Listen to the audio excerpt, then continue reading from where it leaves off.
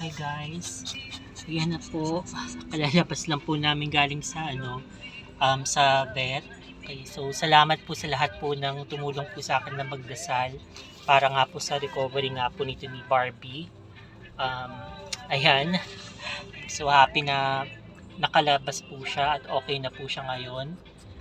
Binigyan lang kami ng mga doktor ng vet, okay, ng mga parang vitamins niya para lumakas nga si Barbie, pero ayun, thankfully,